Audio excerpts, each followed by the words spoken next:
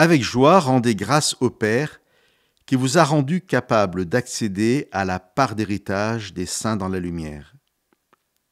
Il nous a délivrés de l'autorité des ténèbres pour nous transporter dans le royaume de son Fils bien-aimé.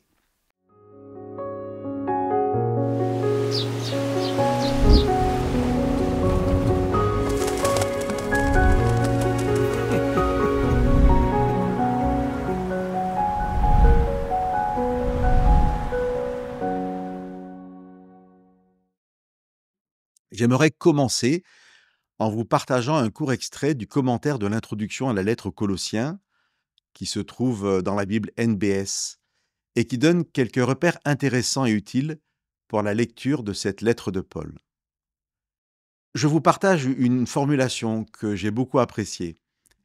Elle est utilisée par l'auteur de cette introduction au regard de la façon dont Paul présente l'œuvre du Christ dans sa lettre. Voici ce que dit le commentateur. Le présent de la foi se conjugue au passé en se fondant sur l'événement du Christ définitivement accompli.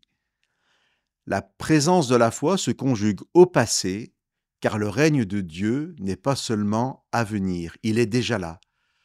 Dieu nous a déjà délivrés de l'autorité des ténèbres pour nous transporter dans le royaume de son Fils. Enseveli avec le Christ par le baptême, le croyant est déjà ressuscité d'entre les morts.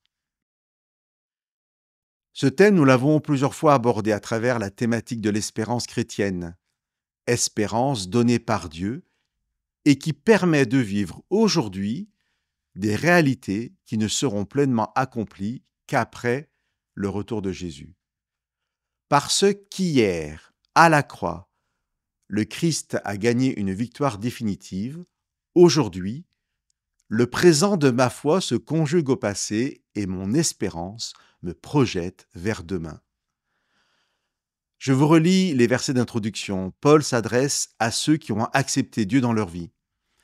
Mais au-delà des croyants, ce texte reste porteur d'un message universel, accessible à chacun, ou pour le moins à tous ceux qui sont sensibles au monde spirituel.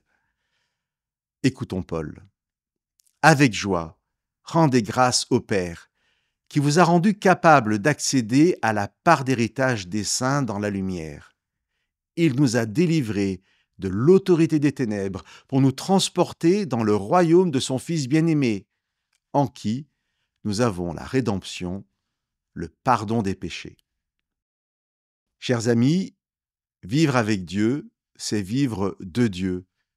C'est être passé des ténèbres à la lumière et c'est goûter à la libération extraordinaire qu'apporte le pardon de Dieu. Je prie pour que ces mots de Paul soient l'expression de notre expérience quotidienne avec Dieu et que Dieu soit notre bénédiction de chaque instant.